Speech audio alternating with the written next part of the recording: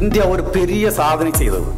முதல் முறையாக நிலவின் தென் துருவத்திற்கு அடுத்து கொண்டு சாப்டாக தரையிறங்கி உலகத்திலே முதலாக தென் துருவத்தில் நிலாவின் தென் துருவத்தில் தரையிறங்கிய பெருமையோடு வெற்றி அடைந்த ஒரே நாடு இந்தியா என்ற பெருமை உங்களுக்கு அனைவருக்குமே அறியும். அதனால ISRO 14,000 கோடி ரூபாய் கொடுத்து இந்த ப்ரோக்ராம் நடக்க பார்த்தீங்கன்னா அதனுடைய இதை எல்லை மீறிய நன்மைகள் நம்மளுக்கு வருகின்றன. இந்தியாவில் உள்ள ராக்கெட்ல நம்ம கொண்டு போறது சைக்கிள்ல, பழைய சைக்கிள்ல, புது சைக்கிள்ல, பழைய சைக்கிள்ல கட்டியாக கொண்டு போறது. இந்த வருஷம் 2025 ஆட்களை அனுப்பி திருப்பி வெற்றிகரமாக கொண்டு வர போகின்றோம். அதுக்குள்ள எல்லா சோதனைகளும் வெற்றிகரமாக நடந்து கொண்டிருக்கின்றன.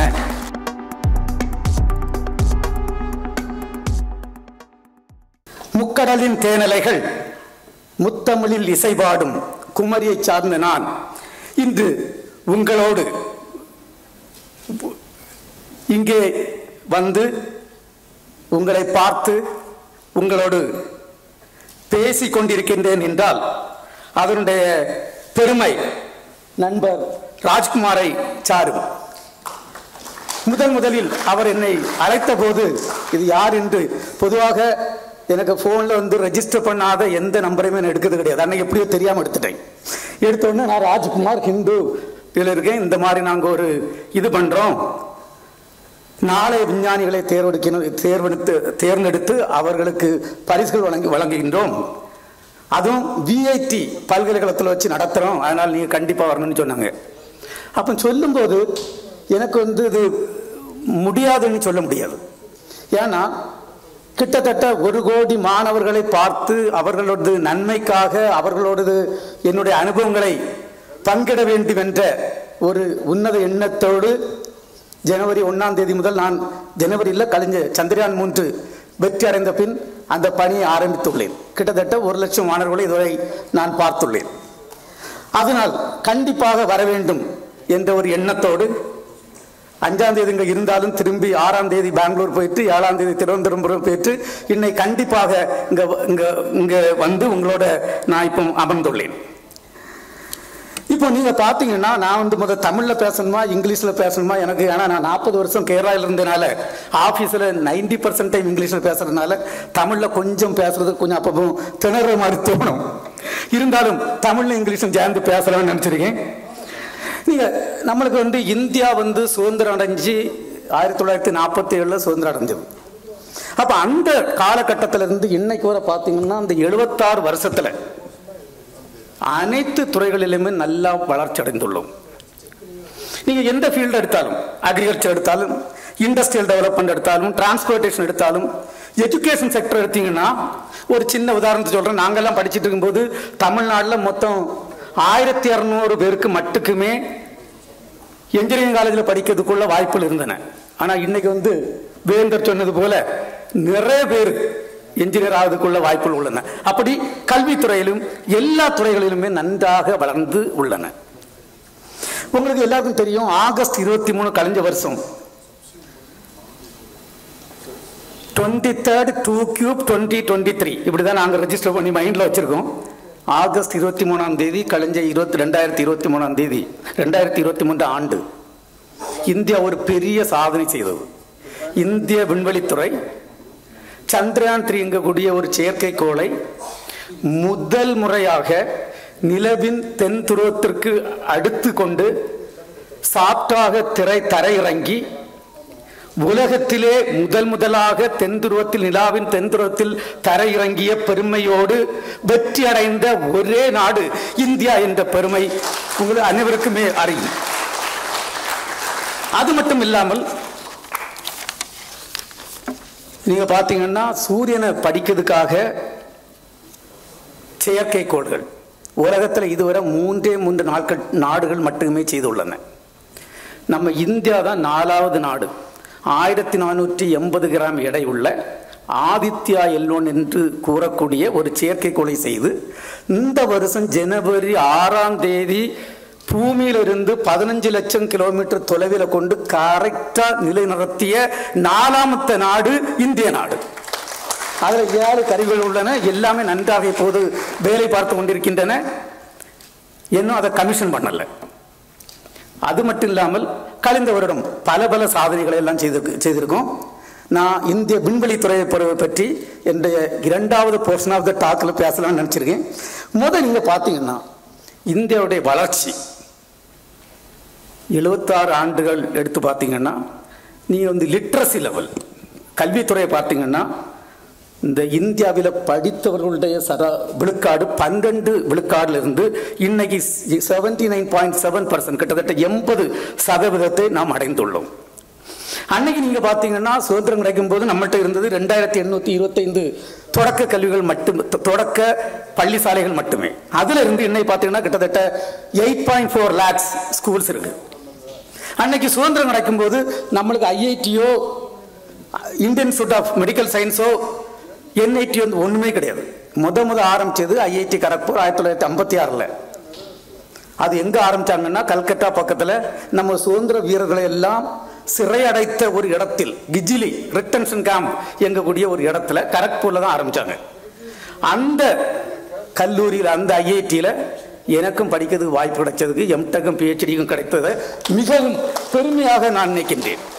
நான் எப்போ அங்க போனாலும் முக்கியமாட்டு பார்க்கறது ஒண்ணு, இந்த நம்ம சுதந்திர வீரர்களை சிறையடைச்சிருந்த அந்த ஜெயில், அதை பார்க்கணும். நீங்க போய் பார்க்கணும். ஒரு ரூமு ஃபுல்லாக க்ளோஸ் பண்ணிக்கிட்டு 1 feet லெங்க்த்து, ஒரு 5 சென்டிமீட்டர் விடத்தில் மட்டும் ஒரு சின்ன திறப்பு. நீங்கள் யோசித்து பாருங்க, அதுக்குள்ள ஒரு ஆளை கொண்டு அடைச்சி, அவங்களுக்கு பகல்னையா தெரியாது, நைட்டுனையா தெரியாது, எப்போ தண்ணி கொடுக்க போறாங்கன்னு தெரியாது, எப்போ சாப்பாடு கொடுக்க போறாங்கன்னு தெரியாது. அப்படியெல்லாம் கஷ்டப்பட்டு கிடைச்சதாக்கும் நம்மளுக்கு சுதந்திரம். இன்னைக்கு நம்மளுக்கு இப்போ உள்ள இளைஞர்கள் அதை பற்றி தெரியாது. சுதந்திரம் அவ்வளவு கஷ்டப்பட்டு கிடைச்சி இந்த நாடு எவ்வளவோ வளர்ந்துருக்கு. இப்போ இண்டஸ்ட்ரியல் குரோத் எடுத்து பார்த்தீங்கன்னா கவர்மெண்ட் செக்டர்னாலும் சரி, பப்ளிக் செக்டர்னாலும் சரி, பிரைவேட் செக்டர்னாலும் சரி நல்லா வளர்ந்துருக்கு. ஸ்டீல் ப்ரொடக்ஷன் உதாரணமாக எடுத்தீங்கன்னா உலகத்தில் 2வது நிலையில் நாம் உள்ளோம். ஆட்டோமொபைல் செக்டர் எடுத்து பார்த்தீங்கன்னா அந்த ப்ரொடக்ஷன்ல India marks 4th rank in the world and 3rd largest vehicle market. Agriculture எடுத்து பார்க்கணும். ஐயாவுக்கு கண்டிப்பா தெரியும், ஏன்னா வெள்ளூர் மாவட்டமா இன்னைக்கு கன்னியாகுமரி மாவட்டத்தில் சில இடங்கள் நல்லா முக்கியமாட்டு வளர்ந்துருப்பாங்க. ஆனால் நான் எல்லாம் கிராமத்தில் இருந்தது. நம்மளுக்கு சுதந்திரம் கிடைச்ச நேரத்தில் 3 சமயம் சாப்பிட்றதுக்கு நிறைய பேருக்கு வசதிகள் கிடையாது. எனக்கு நல்லா தெரியும். நான் 1ஆம் கிளாஸ்லாம் படிக்கும்போது 1969-70 காலகட்டத்தில்னா எங்கள் கிராமத்தில் கிட்டத்தட்ட ஒரு 30% வீட்டில் தான் 3 சமயம் சாப்பிட்றது. 60% வீட்டில் ஒரே ஒரு நேரம் தான் சாப்பிடக்கூடிய டைம். அந்த ஒரு சூழ்நிலையில இருந்து 1959-50 நம்ம ஃபுட் எல்லாம் இறக்குமதி பண்ணிட்டு இருந்தோம். இன்னைக்கு நிறைய ஃபுட் எல்லாம் ப்ரொடியூஸ் பண்ணி ஏற்றுமதி பண்ணிட்டு இருக்கோம். அப்படி நம்ம நல்லா வளர்ந்துருக்கோம். ஆனால் அப்படி வளர்ந்தா கூட உங்களுக்கு எல்லாம் ஒன்று சொல்றேன், ஃபுட்டில் அடல்ட்ரேஷன் எவ்வளோ மோசமாக இருக்குன்னு உங்களுக்கு எல்லாம் சொல்ல தெரியும். நான் சொல்லாண்டாம். இன்னைக்கு வரும்போது எங்கள் தங்கச்சி வீட்டில் சாப்பிடும்போது முட்டை சாப்பிட்ருக்கேன். அது இங்கே உள்ள லோக்கல் இதா இல்லை வேற பிராய்லர் தானா, அப்போ தான் சொல்ல தெரியுது. இந்த முட்டை நல்ல கலர் அழகாக மாற்றி கொடுத்துறாங்க. அது தொடச்சாச்சுன்னா போயிடும். அந்த மாதிரி அடல்ட்ரேஷன் எல்லாத்துலேயும் இதெல்லாம் மாற்றக்கூடிய ஒரு பொறுப்பு இளைஞர்களுடைய பொறுப்பு, உங்களுடைய பொறுப்பு. நீ இப்போ பவர் செக்டர் எடுத்து பார்த்தீங்கன்னா அன்னைக்கு கிட்டத்தட்ட 3000 கிராமத்தில் மட்டும்தான் எலக்ட்ரிசிட்டி இருந்தது. இப்போ எங்கள் கிராமத்தில் நான் 10ஆம் கிளாஸ் படிக்கல தான் கரண்டே வந்தது. அதுக்கு முன்னாடி கரண்டே கிடையாது. வெள்ளூர் மாவட்டத்திலையும் கிட்டத்தட்ட அந்த நிலை தான். எனக்கு நல்லா தெரியும். நான் பிஹெச்எல் ராணிப்பேட்டுக்கு 1983 இன்றைக்கு வரும்போது இங்கே ஒரு லாட்ஜில் கூட தங்க முடியாது. எலக்ட்ரிசிட்டி அவ்வளோ கிடையாது. அப்படிப்பட்ட ஒரு நிலையில இருந்து இன்னைக்கு கிட்டத்தட்ட 6 லட்சம் கிராமத்தில் எலக்ட்ரிசிட்டி இருக்குது. அதுபோல எந்த மற்ற துறைகளை பார்த்தீங்கன்னா நீங்கள் இந்தியன் டிரான்ஸ்போர்ட்டேஷன் செக்டர் பார்த்தீங்கன்னா நல்லா வளர்ச்சி அடைஞ்சிருக்கு. ரோடு செக்டர் பார்த்தீங்கன்னா கிட்டத்தட்ட அன்னைக்கு 0.4 மில்லியன் கிலோமீட்டர் தான் ரோடு இருந்தது 1947. இன்னைக்கு கிட்டத்தட்ட 16 பங்காக அது வளர்ந்துள்ளது. ஹெல்த் செக்டர், ஹெல்த் சயின்ஸ், நம்மளுக்கு சுதந்திரம் கிடைக்கும் போது நம்மளுடைய இந்தியர்களுடைய சராசரி வாழ்க்கை வருடம் 32 தான் சராசரி வாழ்க்கை வருடம். அப்படின்னா பார்த்தீங்கன்னா நிறைய பேர் 20 வயசுல இறந்துருவாங்க, 25 வயசுல இறந்துருவாங்க. சில ஆட்கள் தான் 40 வயசுல இறக்குறது. அப்போ அந்த மாதிரிப்பட்ட ஒரு நாடு இன்னைக்கு வளர்ந்து கிட்டத்தட்ட இன்னைக்கு நம்ம ஆவரேஜ் லைஃப் 71 வயசு. அப்போ எவ்வளவு மாற்றம் இந்த ஹெல்த் செக்டர், ஹெல்த் சயின்ஸ் எவ்வளவு மாற்றம் அடைஞ்சிருக்கு பாருங்க. மெட்டர்னிட்டி மொர்டாலிட்டி ரேட், இந்த மனுஷனுக்கு நீங்க பார்த்தீங்கன்னா மனுஷனா பிறக்கவே ஒரு பெரிய சந்தோஷமான ஒரு இது. அதுல இந்த கல்யாணங்கிறது ஒரு பெரிய ஒரு சந்தோஷமான ஒரு நிகழ்வு. அதுலயும் ஒரு பெண் வந்து கற்பம் அடைகிறாள் என்றால் அது குடும்பத்துக்குள்ள ஒரு பெரிய சந்தோஷமான ஒரு நிகழ்ச்சி. ஆனா அந்த காலத்துல கற்பம் அடைந்த பிறகு அவங்க வாழ்வாங்களா இறப்பாங்களா என்றே தெரியாத ஒரு காலகட்டம். எங்க கிராமத்தில் அப்படிதான் இருந்தது. 50% பேர் வாழ்வாங்க, 50% பேர் இறந்து போவாங்க. Maternity mortality rate 2000 for every 1 lakh. 1,00,000க்கு 2000 பேர் இறந்துட்டு இருந்தாங்க. அதே மாதிரி இன்ஃபேன்ட் மார்டாலிட்டி ரேட் 1000 குழந்தைகள் பிறந்தால் அதுல 150 பேர் இறந்துட்டாங்க. அப்படிப்பட்ட ஒரு நிலைமையில இருந்து இன்னைக்கு எவ்வளவோ வளர்ச்சி அடைந்திருக்கோம் கழிஞ்ச 76 வருஷத்துல. அன்னைக்கு நீங்க பாத்தீங்கன்னா மலேரியா, காலரா இந்த மாதிரி நிறைய நோய்கள். இன்னைக்கு அப்படிப்பட்ட நிலையில் இந்தியா வளர்ந்துள்ளது. Science and technology. Science and technology is one of the important field. And our first prime minister, நான் வந்து அரசியல்வாதி இல்லை, எல்லா பிரதம மந்திரிகளும் ஜவஹர்லால் நேரு தொட்டு இப்போது உள்ள மோடிஜி வரை அனைத்து பிரதம மந்திரிகளும் நமது நாட்டு முன்னேற்றத்திற்காக பணியாற்றியுள்ளார்கள். ஜவஹர்லால் நேரு அவங்க சொன்னதை பார்த்தீங்கன்னா, he told that world belongs to science and those who make friends with science. And really our country has made significant progress in the scientific area. நீங்க பாத்தீங்கன்னா சுதந்திரம் அடையும் போது நம்மளுக்கு வந்து டிஃபென்ஸ் செக்டர் ஒண்ணுமே பெருசா கிடையாது. இன்னைக்கு வந்து DRDO பாத்தீங்கன்னா ஏவுகணைகள் எல்லாமே செய்யறாங்க. அன்னைக்கு வந்து எலக்ட்ரிசிட்டி அவ்வளவு கிடையாது. இன்னைக்கு பாத்தீங்கன்னா அட்டாமிக் எனர்ஜி ஏரியா பாத்தீங்கன்னா 2 விதமானது. ஒன்னு நியூக்ளியர் பவர், அடுத்தது பாத்தீங்கன்னா நான் நியூக்ளியர் அப்ளிகேஷன், மெடிக்கல். இப்போ கேன்சர், ஐ கேன்சர், அதுக்கு அவங்க இது பண்றாங்க. நம்ம விதைகளுடைய உற்பத்தியை கூட்டுறதுக்குள்ள ஆராய்ச்சிகள் அங்கே செய்யறாங்க, அதை ஈடுபடுத்தியிருக்காங்க. அதே மாதிரி ISRO பார்த்தீங்கன்னா, நாங்கள் பின்னாடி பேச போறேன், ISRO நல்ல ஒரு வளர்ச்சி அடைந்திருக்கு. அதே மாதிரி IT sector, India is a developing country, but IT sector we have become a developed country. And education area, இப்போ நியூ எஜுகேஷன் பாலிசி வந்திருக்கு. கண்டிப்பா இதெல்லாம் நம்மளுடைய மக்களுக்கும் நம்மளுடைய மாணவர்களுக்கும் பயங்கரமா உதவும் என்று நம்புகின்றேன்.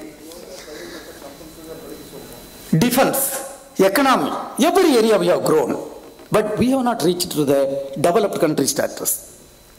நம்மளுக்கு இவ்வளவு வளர்ச்சி அடைந்தாலும் நம்மளுக்கு எண்ணி ஒரு வந்து ஏர்கிராஃப்ட் இதோட கிடையாது. இப்போ CSIR லேபில் ஒரு 70 சீட்டர் ஏர்கிராஃப்ட் ஆராய்ச்சி ஆரம்பிச்சிருக்காங்க.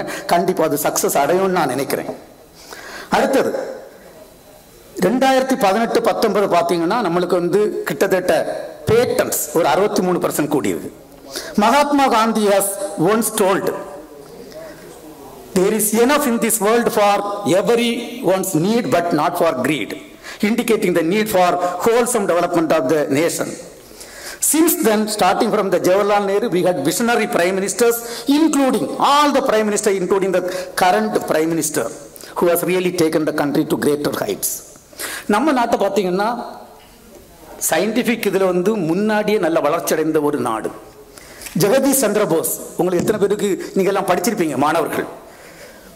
பிளான்ஸுக்கு ஃபீலிங்ஸ் இருக்குன்னு கண்டுபிடித்த இந்தியர் ஜெகதீஷ் சந்திர போஸ்.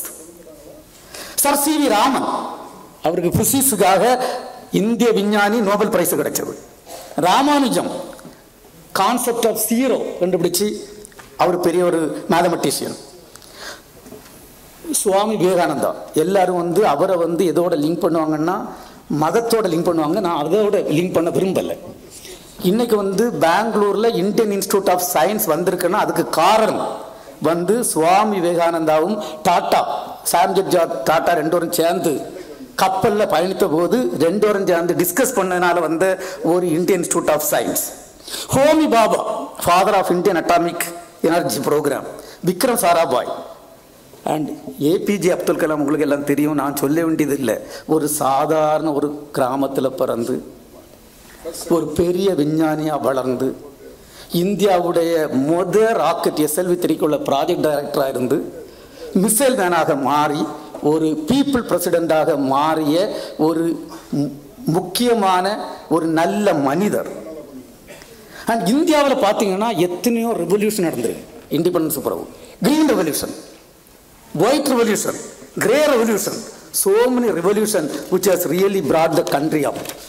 But இந்த நாடு இன்னைக்கு வளர்ச்சி அடைந்த நாடு இல்லை, வளர்ச்சி அடைந்த நாடாக மாற்ற வேண்டிய இந்தியா 2047 சுதந்திரம் 2047 100ஆம் ஆண்டு விழா கொண்டாடுகின்ற போது இந்திய நாடு வளர்ச்சி அடைந்த நாடாக மாற்ற வேண்டிய கடமை மாணவர்களாகிய உங்களுடைய கையில் இருக்கின்றன. அதற்காகத்தான் இப்படிப்பட்ட நாளைய விஞ்ஞானி இப்படிப்பட்ட ப்ரோக்ராம் எல்லாம் அதுக்கு நன்றாக உதவும். அடுத்து நான் ISR இருந்து வந்த காரணத்தினால் ISRவை பற்றி ஒரு 5 to 7 மினிட் பேசலாம்னு நினச்சிருக்கேன்.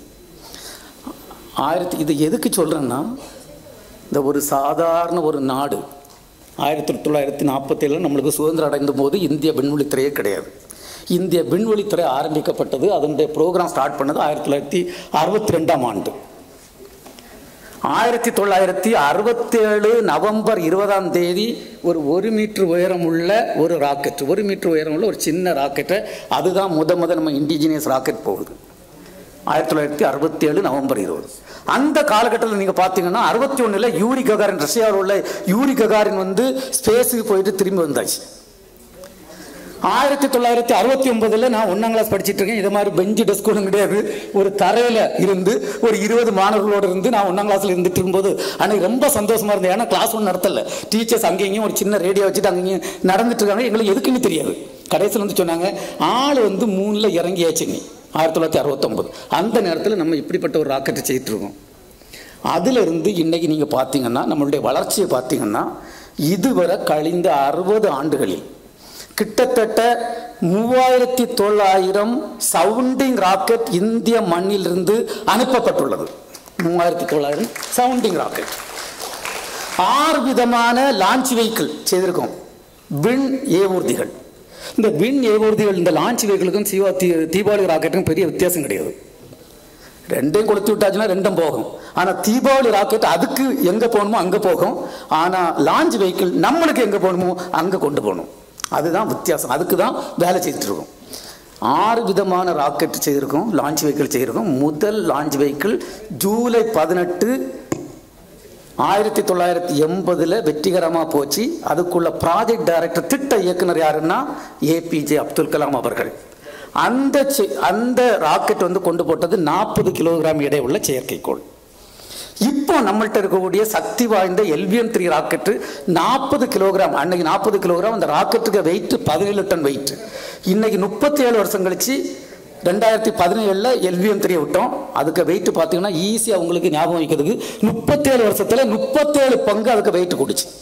கிட்டத்தட்ட 37.4 டைம்ஸ் 648 டன் உள்ள ராக்கெட்டு. அன்னைக்கு 40 கிலோகிராம் எடை உள்ளது. இன்னைக்கு 8500 கிலோகிராம் எடை உள்ள ராக்கெட்டுகளை நாம் தயாரித்து உள்ளோம். இதுதான் ராக்கெட்டில் உள்ள வளர்ச்சி. கிட்டத்தட்ட 92 ராக்கெட் அனுப்பியிருக்கோம். 1975ஆம் ஆண்டு பார்த்தீங்கன்னா நம்மள்கிட்ட செயற்கைக்கோள் ஒன்று செயற்கைக்கோள் மட்டும்தான் தெரியும். அது எப்படி செய்யணும், எங்கே விடணும் ஒன்றுமே தெரியாது. முதல் செயற்கைக்கோள் அனுப்பியது வந்து 1975 ரஷ்யாவுடைய உதவியோட ஆரியப்பட்டாணி ஒரு செயற்கைக்கோள். அதிலிருந்து பார்த்தீங்கன்னா இதுவரை கிட்டத்தட்ட 130 செயற்கைக்கோள்கள் வடிவமைத்து உருவாக்கி அனுப்பி உள்ளோம். 1980 விட்ட செயற்கைக்கோளுக்கு வெயிட் 40 கிலோகிராம். இப்போ உள்ள மேக்சிமம் வெயிட் வந்து 6000 கிலோகிராம் இடையுள்ள GSAT-11 நம்ம அனுப்பியிருக்கோம். அவ்வளவு வளர்ச்சி அடைந்திருக்கும். 1975 மற்ற நாடுகளை நோக்கி கொண்டிருந்தோம் செயற்கைக்கோள்களுக்காக. இன்னைக்கு பார்த்தீங்கன்னா நம்மளுடைய பாரத பிரதமர் மோடிஜி தலைமையேற்ற உடனே ஒரு சாக் செயற்கைக்கோளை வடிவமைத்து 2000 கிலோகிராம் உள்ள செயற்கைக்கோளை வடிவமைத்து நமது ராக்கெட் மூலம் அனுப்பி சாக் கண்ட்ரிக்கு பரிசாக அனுப்பி உள்ளோம். அதுதான் இந்தியாவுடைய வளர்ச்சி. 34 நாடுகளை சார்ந்த 431 செயற்கைக்கோள்களை இந்திய மண்ணில் இருந்து நமது ராக்கெட்டுகள் மூலம் வெற்றிகரமாக அனுப்பி உள்ளோம். இது அடுத்த ஒரு சாதனை. இப்படி ராக்கெட்டு செயற்கைக்கோள்லாம் போகுது. எதுக்காக? ராக்கெட்டு சும்மா பார்த்தீங்கன்னா நீ கொடுத்து விட்டாங்கன்னா அது போகுது, செயற்கைக்கோள் போகுது. இது எல்லாம் மக்களுக்காக, மக்களுடைய பயனுக்காக. இந்த மக்களுடைய பயன் என்னென்ன பயன் வந்திருக்குன்னு நான் பேசணும்னா கிட்டத்தட்ட ஒரு 5 மணி நேரம் நான் பேசணும். ஏன்னா கிட்டத்தட்ட 50-60 நன்மைகள் உள்ளன. 1-2 நன்மைகளை மட்டும் நான் சொல்கிறேன். நமது நாட்டில் பார்த்தீங்கன்னா நம்ம வேந்தர் என்கிட்ட கேட்டாங்க, இதில் வந்து எக்கனாமிக்கலி என்ன பெனிஃபிட்னு. ஒரு பெனிஃபிட் உங்கள்கிட்ட சொல்கிறேன். இந்தியாவில் கிட்டத்தட்ட 7500 கிலோமீட்டர் வந்து நம்மளுடைய கடற்கரையுடைய தூரம். அப்போ அங்கேருந்து நிறைய பேர் மீன்லாம் பிடிக்க போகிறாங்க. அப்போ எங்கே நிறையா மீன் கிடைக்கும்னு கரெக்டாக கண்டுபிடிச்சி இவங்களுக்கு சொல்லி கரெக்டாக போய் பிடிச்சிட்டு வர்றதுனால கிடைக்கக்கூடிய வருஷத்துக்கு கிடைக்கக்கூடிய லாபம் 34,000 கோடி ரூபாய். இந்திய விண்வெளிக்குள்ள பட்ஜெட் 14,000 கோடி மட்டுமே, இந்த ஒரே ஒரு துறை மட்டும். அடுத்தது டெலிவிஷன் பிராட்காஸ்டிங். டெலிவிஷன் பிராட்காஸ்டிங் உங்களுக்கு எல்லாம் தெரியும், ஐயாவுக்கு தெரியும், உங்களுக்கு எல்லாம் யங்ஸ்டர்ஸுக்கு தெரியாது. 30 வருஷத்துக்கு முன்னெல்லாம் பார்த்தீங்கன்னா தமிழ்நாட்டில் ஒலின்னு வெள்ளிக்கிழமை ஒரு 5 பாட்டு போடுவாங்க. வெள்ளிக்கிழமை அந்த வெள்ளிக்கிழமை விட்டாச்சுன்னா அடுத்த வெள்ளிக்கிழமை தான் 5 பாட்டு கேட்க முடியும். அப்படிப்பட்ட நிலைமையிலிருந்து இன்னைக்கு நீங்கள் டிவி ஆன் பண்ணுங்க, எத்தனை சேனல் எத்தனை ப்ரோக்ராம் எல்லாம். I think satellite technology has done revolution. Telephone connection. Vellore மாவட்டத்தில் இருந்து நீங்கள் மெட்ராஸுக்கு ஃபோன் பண்ணால் அன்னைக்கு வந்து நான் அந்த வெள்ளூரில் இங்கே ஜாயின் பண்ணும்போது பிஹெச்எல்ல 40 வருஷத்துக்கு முன்னாடி ஜாயின் பண்ணும்போது ஒரு ஃபோன் பண்ணோன்னா ஒரு டெலிஃபோன் போத்தில் போய் ட்ரங்கு புக் பண்ணிவிட்டு 2 மணி நேரம் வெயிட் பண்ணணும். 2 மணி நேரம் வெயிட் பண்ணி ட்ரங்கு கிடச்சி 2வது செகண்டில் அது கட் ஆகும். கட் ஆகுதுன்னு அடுத்த 2 மணி நேரம் வெயிட் பண்ணணும். இப்படிப்பட்ட ஒரு நிலைமையில இருந்து நீங்கள் இங்கே இருக்கவங்க ஒன்று கை தூக்குங்க. யாருக்கிட்ட எல்லாம் மொபைல், யாருக்கு வீட்டில் மொபைல் இல்லைன்னு கை ஒன்று தூக்குங்க. யாருக்கு வீட்டில எல்லாம் மொபைல் இல்லை? எல்லாருக்கும் வீட்லேயும் மொபைல் இருக்கு. ஆர் ஒன்று ரெண்டு நோ ப்ராப்ளம், 1-2. ஆனால் இன்னும் சில இடங்களில் வர வேண்டி இருக்கு. நான் ஒரே ஒரு உதாரணத்தை உங்கள்கிட்ட சொல்றேன். 1993ஆம் ஆண்டு நான் எம்டெக் வந்து ஐஐடி கரக்பூர்ல ஃபர்ஸ்ட் ரேங்க் முடிச்சு பாஸ் பண்ணி ஜாயின் பண்ணிட்டு என்ன ரஷ்யாவுக்கு அனுப்புறாங்க. எதுக்குன்னா கிரையோஜெனிக் ராக்கெட் என்ஜின் அந்த திட்டத்துக்காக என்ன அனுப்புறாங்க. அப்போ எங்கள் அப்பா நான் தான் முத அப்போ தான் ஏரோப்ளைனில் போகிறேன். ரொம்ப சந்தோஷமாக இருக்கும் இல்லையா? அங்கேருந்து திருவனந்தபுரத்துலேருந்து பாம்பே போய் பாம்பேலேருந்து மாஸ்கோ போகணும். பிளேனில் யாரையாச்சுன்னா பயங்கர சந்தோஷம். ஏன்னா முதல் பயணம். அங்கே இங்கே நடக்கிறது இங்கே பார்க்குறது இப்படி எல்லாம். பாம்பே போயாச்சு. ஃப்ளைன் இறங்க மாட்டேங்குது. ஏன்னா அவர் சுற்றிட்டே இருக்காரு ஏர்போர்ட்டில், இறங்கல. எங்களுக்கு என்னன்னு தெரியாது. நாங்கள் பயங்கர சந்தோஷத்தில் இருக்கோம். திடீர்னு ஒரு அனௌன்ஸ்மெண்ட் வந்து இனி ஃபியூயல் இல்லை, வி ஆர் கோயிங் டு லேண்டுன்னு இறங்கியாச்சு. அப்போ இறங்கியாச்சுன்னா இறங்கின உடனே எங்களெல்லாம் வந்து கேட்டை திறந்து கூட்டிகிட்டு போய் ஒரு ரூமில் போய் எல்லாம் உள்ளே போட்டாச்சு. போட்டுக்கிட்டு ரூமையும் பூட்டியாச்சு. நீ வெளியே போகக்கூடாது, உள்ளே தான் இருக்கணும். அப்போ உள்ள 2-3 டிவியில் பார்த்தாச்சுன்னா அங்கே நிறைய பாம் அடிச்சுட்டு இருக்காங்க. இங்கே பாம் அடிக்குது, இந்த நியூஸ் வந்துட்டு இருக்கு. எங்கன்னு பார்த்தாச்சுன்னா நாங்கள் இருக்க பில்டிங் அடுத்த பில்டிங்கில் தான் பாம் அடிப்பு. அன்னைக்கு தான் பாம்பே சீரியல் பிளாஸ்ட் நடந்த அன்னைக்கு. அப்போ இது நடக்கும்போது வந்து பார்த்தீங்கன்னா எங்கள் அப்பா வந்து கன்னியாகுமரியிலேருந்து எங்கள் திருவனந்தபுரத்துக்கு வந்து வழி அனுப்பிட்டு அவர் திரும்பி வீட்டுக்கு போகும்போது ரேடியோவில் நியூஸ் வந்துட்டு இருக்கு, பாம்பேல இந்த பிளேன்லாம் இறங்கக்கூடிய டைமில் தான் பாம்பு வெடிப்புன்னுட்டு. நாங்கள் ஒரு 6 மணி நேரம் உள்ளே இருந்தோம். அதுக்கப்புறம் அடுத்த நாள் மாஸ்கோ போயிட்டு அங்கே போய் ஒரு லெட்டர் எழுதியாச்சு. வீட்டில் எங்களுக்கு தெரியாது எப்படி ஃபோனை கனெக்ட் பண்ணோம், யாரை கான்டாக்ட் பண்ணோம். ஏன்னா எங்கள் ஊர்லலாம் ஒரு 5 கிலோமீட்டர் தொலைவில் ஃபோனே கிடையாது. மற்றபடி டிஸ்ட்ரிக்ட் கலெக்டர் போய் பார்க்கணும் அந்த மாதிரிப்பட்ட ஒரு நாலேஜும் கிடையாது. அப்படிப்பட்ட ஒரு கிராமம். ஒரு 13 நாள் கழிச்சு தான் ஒரு லெட்டர் வருது, நான் மாஸ்கோவில் போய் சேர்ந்தாச்சுன்ட்டு. அதுக்கு தட்டம் வீட்டில் இருந்த ஒரு பெரிய ஒரு சங்கடமான ஒரு நிலைமை. அவங்க வந்து நான் உயிரோடு இருக்கேன்னா உயிரோடு இல்லையான்னு தெரியாது. இன்னைக்கு அப்படிப்பட்ட நிலைமை கிடையாது. நாங்கள் உள்ள வரும்போது ஒய்ஃபை கூப்பிட்டுருக்கேன், உள்ள மீட்டிங் வரும்போது மெசேஜ் போட்டாச்சு. இதே மாதிரி அமெரிக்கா ரஷ்யா எங்கனாலும் போயிட்டு இருக்கு.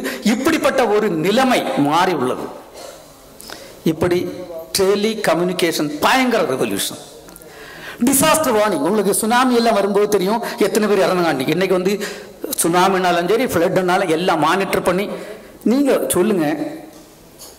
இப்போ நம்ம ஹிந்துல உள்ள நம்மளுடைய ஃப்ரெண்ட் இருக்கார் இல்லையா, அவருக்கு வந்து அவருடைய உயிருக்கு வந்து எவ்வளவு விலைன்னு சொல்லுங்க. ராஜ்குமாருக்கு எவ்வளவு காஸ்ட்? 5 கோடி 10 கோடி. What is the cost? Every citizen cost is infinite. Not only Rajkumar, not only Narayanan, not only your chancellor, it is infinite. And we are saving thousands of lives in a disaster. We are giving advance warning. அதனால ஐஎஸ்ஆருக்கு 14,000 கோடி ரூபாய் கொடுத்து இந்த program நடக்க பார்த்தீங்கன்னா அதனுடைய இதை வந்து எல்லை மீறிய நன்மைகள் நம்மளுக்கு வருகின்றன. இப்போ நம்மளுக்கு கிட்டத்தட்ட 8,000 ட்ரெயின் இருக்கு. இந்த ட்ரெயினை we are continuously monitoring. 2800 train வந்து ரியல் டைம் மானிட்டரிங். முன்னுக்கு பார்த்தீங்கன்னா நீங்கள் இங்கேருந்து வெள்ளூரில் போய் இந்த காட்பாடியில் ட்ரெயின் புக் பண்ணியாச்சுன்னா எப்போ வருது எப்போ போகணும்னு தெரியும். இப்போ அப்படி கிடையாது, எல்லாம் மொபைலில் வந்துடுது. எப்போ வருது எங்கே இருக்குது எல்லாம் தெரியும். இந்த மாதிரி நன்மைகள், அதே மாதிரி பல நன்மைகள். இந்த சேட்டலைட் டெக்னாலஜியுடைய நன்மைகள் நம்மளுக்கு தெரியும்னா நாங்கள் சொல்கிறது உண்டு. சாயங்காலம் 5 மணிலேருந்து 8 மணி வரை எல்லா சேட்டலைட்டையும் ஆஃப் பண்ணி வச்சுக்கிடுங்களா. ஒரு மொபைலும் ஒர்க் பண்ணாது, வீட்டில் ஒரு டிவியும் ஒர்க் பண்ணாது, ஒரு ஏடிஎம்மும் ஒர்க் பண்ணாது, ஒண்ணுமே நடக்குது. அப்படிப்பட்ட ஒரு வளர்ச்சி நாம் அடைந்துள்ளோம்.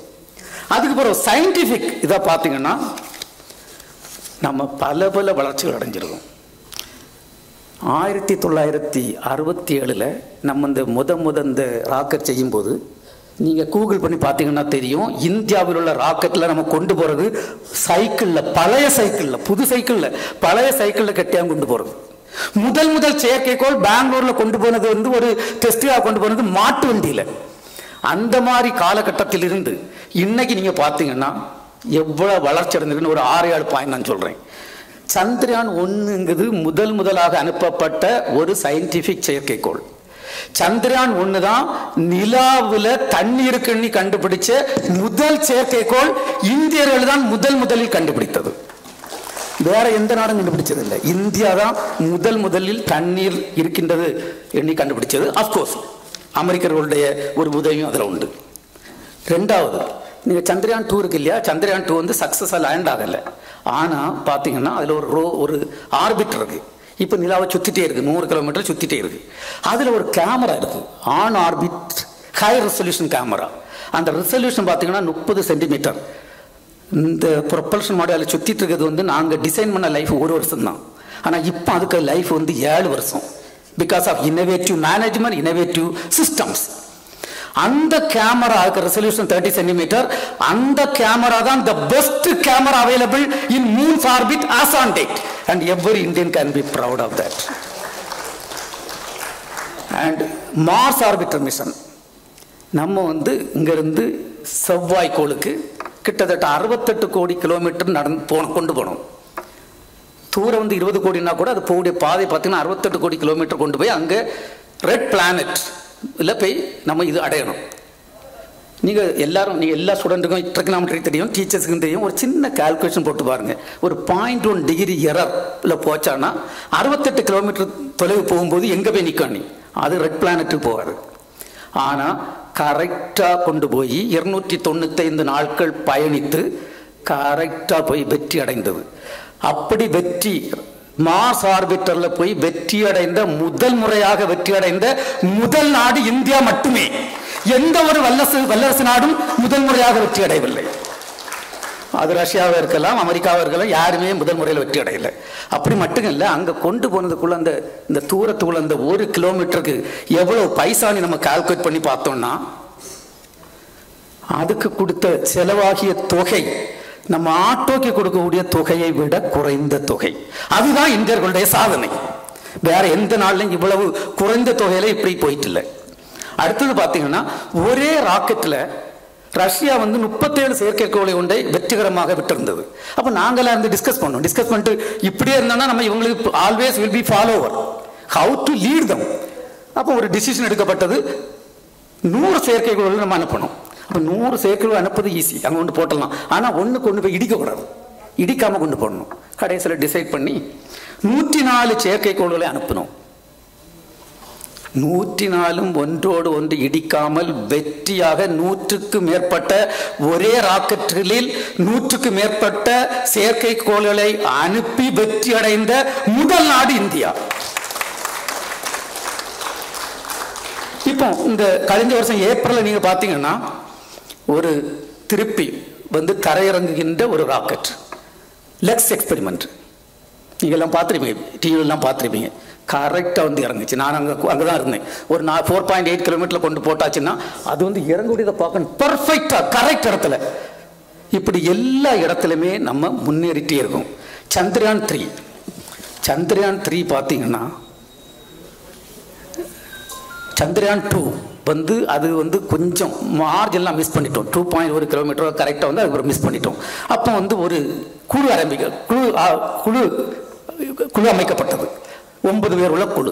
அந்த குழுக்கு எப்படின்னா சந்திரயான் 3 வெற்றி அடையணும்னா என்னென்ன இம்ப்ரூவ்மெண்ட் செய்யணும். கிட்டத்தட்ட சேட்டலைட்ல 29-30 சிஸ்டம் உண்டு. எந்தெந்த சிஸ்டத்தில் என்னென்ன இம்ப்ரூவ்மெண்ட் செய்யணும் இதெல்லாம் படித்து ரெக்கமெண்ட் பண்ணணும். ஆனால் ரெக்கமெண்ட் பண்ணலாம் ஈஸி. அவங்க கொடுத்த டைம் 30 நாட்கள் மட்டுமே. கிட்டத்தட்ட அந்த வேலை செய்யணும்னா 1 வருஷம் ஆகும். ஆனால் நாங்கள் 9 பேர் ராத்திரி பகலாக உறங்கல. கிட்டத்தட்ட ஆவரேஜாக 3 to 4 hours தான் உறங்கியிருக்கோம். Exactly on the 30th day, we submitted the report. And we have given lot of recommendation and everything is implemented. And really, I am so blessed to be the national committee chairman for that team. And today, you all know, with the innovative management, and we have succeeded. இப்போ இந்த சக்சஸ்ல பாத்தீங்கன்னா ரெண்டு விதமான பயன்கள். ஒன்று, விஞ்ஞான ரீதியான பயன்கள். என்னெல்லாம் கண்டுபிடிச்சிருக்கோம்னா 8 விதமான தாது பொருட்கள் நிலாவில் இருக்கின்றன என்று கண்டுபிடித்த முதல் நாடு இந்தியா. அங்க எலக்ட்ரான் டென்சிட்டி எப்படி இருக்குன்னு கண்டுபிடிச்சிருக்கோம். டெம்பரேச்சர் தரையில பாத்தீங்கன்னா 60 டிகிரி சென்டிகிரேட், 10 சென்டிமீட்டர் கீழே போயாச்சுன்னா -10 டிகிரி சென்டிகிரேட். இதை கண்டுபிடிச்சிருக்கோம். செசிமிக் ஆக்டிவிட்டி, இங்க வந்து நல்ல நிலநடுக்கமா இருக்க மாதிரி அங்க இருக்கானே அதுக்குள்ள இன்ஸ்ட்ருமெண்ட் கொண்டு போய் அதை கண்டுபிடிச்சிருக்கோம். இது எல்லாம் கண்டுபிடிச்சு everything we have donated to the world scientists and we have put our flag above the flag of all the countries. That is the great achievement of India. Not only that, உங்களுக்கு எல்லாம் தெரியும் India வந்து ஒரு பல மொழி பேசுகின்ற, பல மதத்தை சார்ந்த, பல இனத்தை சார்ந்த மக்களை உள்ள ஒரு நாடு. இவங்களை எல்லாம் ஒருங்கிணைக்கிறது. இதுக்கு முன்ன பார்த்தீங்கன்னா கிரிக்கெட், ஏதாவது பாகிஸ்தான் இந்தியா கிரிக்கெட் டீம் இருந்தாச்சுன்னா ரொம்ப எல்லாம் சேர்ந்து விடுவாங்க. இந்த திட்டத்தில் பார்த்தீங்கன்னா 140 கோடி இந்தியர்களும் ஒருமுகமாக ஒருங்கிணைக்கப்பட்ட ஒரு திட்டமாகும் சந்திரயான் 3. அது ஒரு பெரிய ஒரு வெற்றியாகும். இப்போ அடுத்தால பார்த்தீங்கன்னா நிறைய இந்தியாவுக்கு திட்டங்கள் இருக்கின்றன. நம்ம ஆனரபிள் பிரைம் மினிஸ்டர் அவங்க நிறைய கைட்லைன் கொடுத்துருக்காங்க. இப்போ 60 வருஷத்துக்கு முன்னுக்கு நம்ம ஆரம்பிக்கும் போது 1 மீட்டர் உயரம் உள்ள ராக்கெட்டில் நம்ம ஆரம்பிக்கும் போது பெரிய பெரிய ராக்கெட்டுகள் மற்ற நாடுகள் இருந்தன. இந்த 60 ஆண்டுகளில் சில இடத்துல நம்ம முதல் நிலையில் வந்திருக்கோம். இப்போ அடுத்த சில வருடங்களில் என்னெல்லாம் திட்டம்னு ஒன்று சொல்லிடுறோம் உங்கள்கிட்ட. இந்த வருஷம் 2025 ஆட்களை அனுப்பி திருப்பி வெற்றிகரமாக கொண்டு வர போகின்றோம். அதுக்குள்ள எல்லா சோதனைகளும் வெற்றிகரமாக நடந்து கொண்டிருக்கின்றன. 2026 இப்போ நிலாவில் நம்ம போயிருக்கோம், நிலாவில் தரையிறங்கியிருக்கோம். 2026 நிலாவில் தரையிறங்கி அங்கிருந்து மண்ணு கல் இப்படிப்பட்ட சாம்பிள் மினரல் எல்லாம் திருப்பி கொண்டு வந்து ஆராய்ச்சி செய்ய போகின்றோம். 2026 2035 இப்போ மற்ற நாட்கள் எல்லாம் ஸ்பேஸ் ஸ்டேஷன் இருக்கு. நீங்க அப்போ எல்லா ஸ்டூடெண்ட்டுக்கும் தெரியும். 2035 இந்தியாவிலே தயாரிக்கப்பட்ட ஸ்பேஸ் ஸ்டேஷன் உருவாக்க போகின்றோம். அதுக்குள்ள முதல் மாடியூல் 2028 நாங்க அனுப்பது திட்டம் வச்சிருக்கோம். 2040 இந்திய சகோதர சகோதரிகளை நிலாவிற்கு அனுப்பது ரொம்ப ஈஸி, அனுப்பி வெற்றிகரமாக திருப்பி கொண்டு வர போகின்றோம். அது மட்டும் இல்ல, இப்ப நமக்கு கிட்டத்தட்ட 53 செயற்கைக்கோள்கள் இயங்கி வருகின்றன. 500க்கும் மேற்பட்ட செயற்கைக்கோள்கள் செய்து அனுப்ப இருக்கின்றோம். இந்த திட்டங்கள்லாம் செய்தது யாருன்னா பெரிய வெளிநாட்டில் படிச்சுட்டு வந்தவங்க அப்படியெல்லாம் கிடையாது. சாதாரண இந்த வெள்ளூரை போலையோ கன்னியாகுமரி மாவட்டத்தை போலையோ இந்த மாதிரி சாதாரண இந்தியாவில் சாதாரண உங்களை போல கிராமத்திலிருந்து படிச்சு வந்த மாணவர்கள் மட்டுமே என்பதை உங்களோடு பதிவு செய்ய விரும்புகின்றேன். இப்போ அப்துல் கலாம் நீங்க எல்லாம் படிக்கணும், அவர் எவ்வளவு சாதாரண குடும்பத்திலிருந்து வந்திருக்காங்க. அதனால மாணவர்களே, உங்களால் நீங்க நினைத்தால் உங்களால் அடைய முடியாதது எதுவுமே இல்லை. இப்படி ஒரு இந்திய விண்வெளி திட்டத்தை போல எல்லா திட்டங்களும் நல்லா வந்துட்டு இருக்கு. எல்லா துறையும் பற்றி நாம் பேசலாம். டிஆர்டிஓ பற்றி பேசலாம், சிஎஸ்ஆர் பற்றி பேசலாம், ரயில்வே டிபார்ட்மெண்ட், அதெல்லாம் நாம் பேச விரும்பல. இன்னைக்கு இந்த விஐடியை பற்றி கண்டிப்பா நாம் பேசணும். நான் 1984 ஜனவரி மாதம் ஒரு கிட்ட 25ஆம் தேதி 26ஆம் தேதி பிஹெச்எல்ல ரிட்டையர்ட் ஆகிங்க போகும்போது விஐடி எண்ணி ஒரு இன்ஸ்டிடியூஷனே கிடையாது. அப்போ தான் ஐயா ஆரம்பிக்கிறாங்க. இன்னைக்கு அப்படி ஆரம்பிச்சு இன்னைக்கு எவ்வளவு வளர்ச்சி அடைந்து எந்த நிலையில் இருக்குன்னு தெரியும். இந்த இது மூலம் அவர்கள் கூறியது போல மனித சமுதாயத்திற்கும் மாணவ சமுதாயத்திற்கும் மிகவும் நன்மைகள் செய்து கொண்டிருக்கின்ற காரணத்தால் அவருக்கு என்னுடைய நன்றியையும் பணிவான நன்றியை காணிக்கையாக்கிக் கொள்கின்றேன்.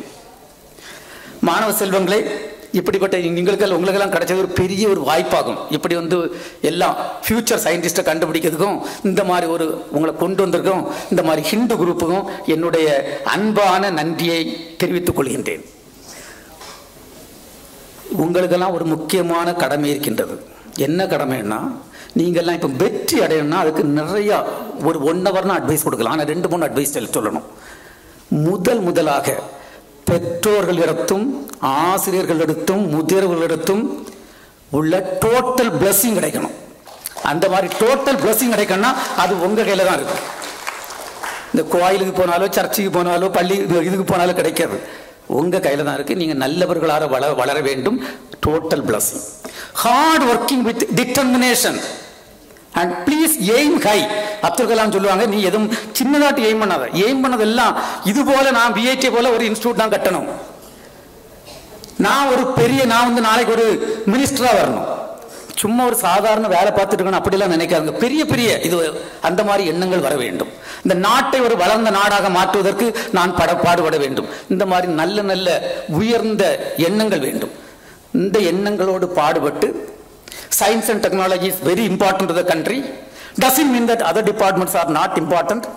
Whichever field you want, please select the right field, perform extremely well and contribute for the country's growth. 2047 நாம் சுதந்திர 100வது ஆண்டு நாம் கொண்டாடுகின்ற போது இந்த நாடு வளர்ச்சி அடைந்த நாடாக மாறுவதற்கு உங்களது பணியை செய்ய வேண்டும் என்று கேட்டுக்கொண்டு என்னை இங்கே அழைத்ததற்கு என்னுடைய நன்றியை காணிக்கையாக்கி விஐடி வேந்தருக்கும் மீண்டும் ஒரு முறை நன்றியை கூறி, இங்கே உங்களுக்காக வந்துள்ள ஆசிரியர் பெருமக்களுக்கு மீண்டும் ஒரு முறை நன்றியை கூறி, இந்த ஹிந்து குரூப்புக்கும் என்னுடைய நன்றியை கூறி என்னுடைய உரையை முடிக்கின்றேன். நன்றி, வணக்கம்.